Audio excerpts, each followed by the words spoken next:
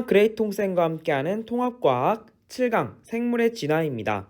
많은 과학자들은 다양한 생물이 어떻게 이렇게 존재하였을까 라는 생각에 답을 하기 위해 다양한 가설을 연구하였는데요. 심해 열수구설, 즉 깊은 바다에 화산과 같은 가스나 열이 발생하는 구멍 근처에서 유기물이 만들어진다는 것을 토대로 심해 열수구설이 연구되고 있습니다. 유기물이 외계에서 유입되었다라고 주장하는 외계 유입설도 있는데요. 과학자들이 오랜 연구를 거듭한 끝에 생물이 공통조상으로부터 지금까지 진화해 왔다는 진화설이 진화론으로서 정설로 받아들여지고 있습니다. 여기서 진화의 의미를 살펴보면 생물이 오랜 시간 동안 여러 세대를 거쳐 이루어지는 생물의 변화 과정으로 이 과정은 목적 없이 우연히 일어난다 라고 설명합니다.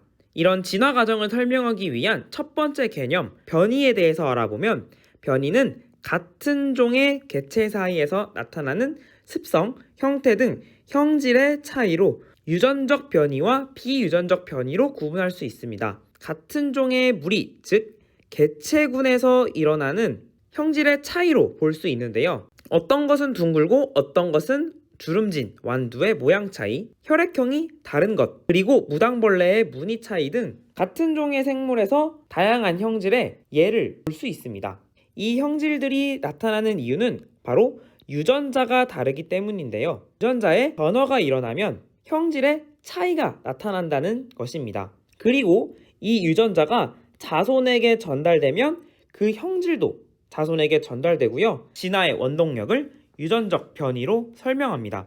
이때 변이가 일어나는 원인 첫 번째는 우연히 일어나는 돌연변이입니다. 목적 없이 돌연히 일어나는 변이를 말하는데요. 예시로 항생제의 내성이 없는 세균 집단에서 DNA 유전 정보의 변화가 일어나 새로운 유전자가 생성이 되면 새로운 유전자로 인해 항생제의 내성을 갖는 형질의 세균이 만들어질 수 있다라는 것이고요.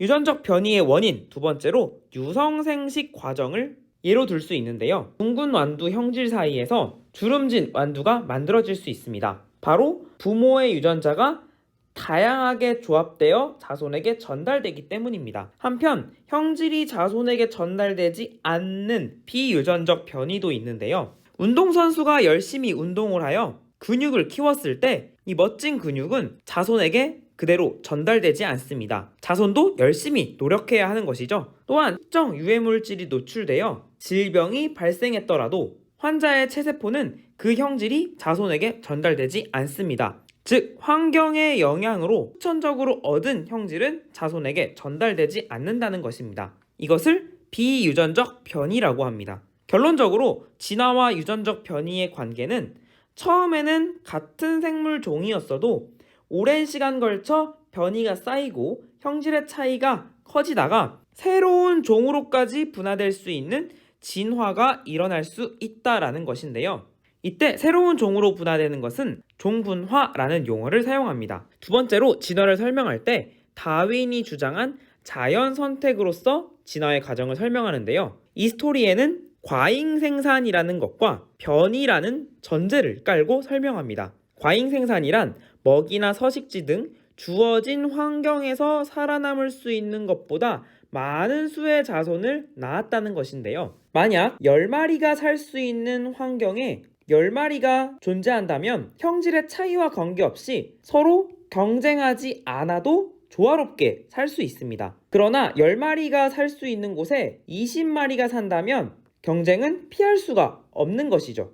이렇게 과잉 생산을 전제로 합니다. 또한 유전적 변이로 인해 집단 내에 이미 형질이 다양한 개체들이 존재한다는 가정을 통해 주어진 환경에서 더 잘 적응하는 생물이 나타나게 되는 것이죠. 즉, 환경 적응에 유리한 형질을 가진 개체는 생존율이 높고 생식 성공률도 높아서 자손에게 형질을 잘 전달하며 이러한 과정이 여러 세대에 걸쳐 반복되면 이렇게 환경에 유리한 형질이 쌓이는 방향으로 생물 집단이 진화하게 된다는 설명인데요. 과잉 생산과 변이를 전제로 한정된 자원을 두고 개체들 사이에서 생존 경쟁을 하게 되고요. 다양한 변이를 갖는 여러 형질의 개체 중 환경 적응에 유리한 개체가 생존하고 생식을 하여 자손에게 형질을 잘 전달한다는 자연 선택의 원리를 통해 자손 세대는 환경에 유리한 형질을 가지게 되며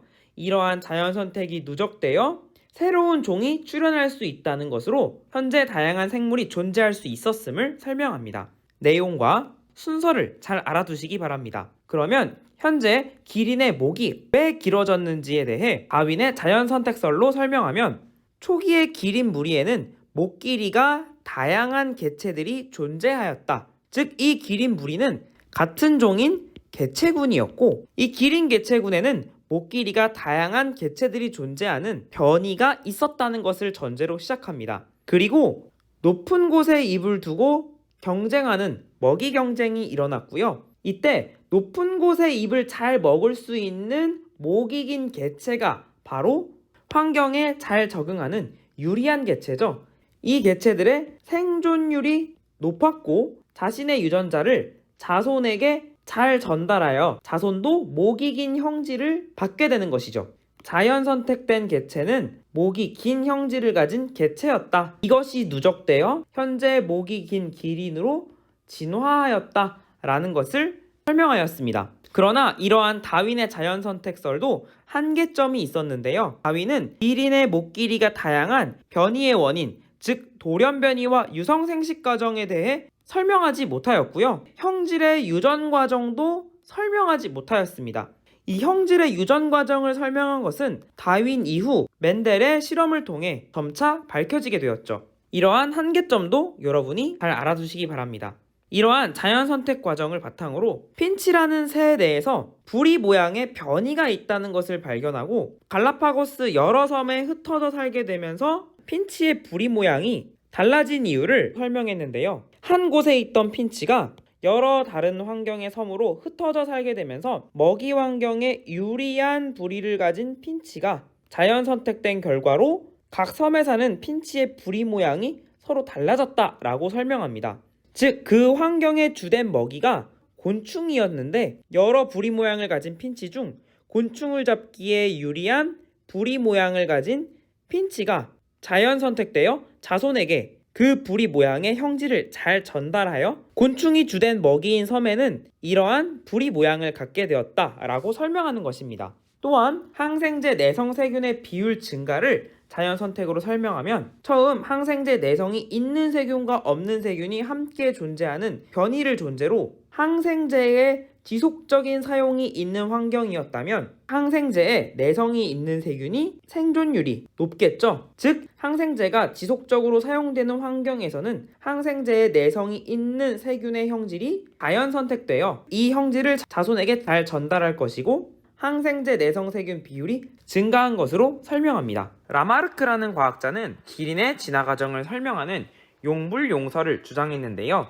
바로 용, 사용하는 것은 발전하고 불용, 사용하지 않는 것은 퇴화한다 라는 주장입니다. 자연 선택설과 비교하여 살펴보면요. 초기의 기린 무리는 목이 짧았다 라고 시작합니다. 즉 용불용설에 따르면 초기에 기린의 목은 변이가 존재하지 않는다 라는 가정으로부터 시작합니다. 이후 높은 곳에 입을 먹기 위해 목을 잡고 길게 뻗어 목이 점차 길어졌다라고 하는데요. 기린의 이 행동 때문에 형질의 변화가 일어났죠. 이런 후천적으로 얻은 형질을 바로 획득 형질이라고 합니다. 여기까지는 그럴듯해 보입니다. 자, 마지막 과정을 보면 목이 길어진 기린은 목이 긴 자손을 낳았다. 이 부분 때문에 용불용설은 오늘날 인정받지 못합니다. 만약 획득 형질이 유전된다면 저는 열심히 근육 운동을 할 것입니다. 제가 열심히 근육 운동을 하면 제 자손도 근육량이 많은 자손이 태어나기 때문이죠. 하지만 획득 형질은 자손에게 유전되지 않는다는 것 때문에 오늘날 이 라마르크의 용불용설은 인정받지 못하는 것입니다. 이렇듯 생물의 진화 과정을 설명하는 많은 가설들이 우리 주변에 존재하고 여전히 연구되고 있습니다. 따라서 다양한 관점으로 생물의 진화 과정을 생각해보는 여러분 되시기 바랍니다. 다음 강의에서는 생물 다양성에 대해 공부해 보도록 하겠습니다. 구독과 알림 설정, 복습까지 챙기세요.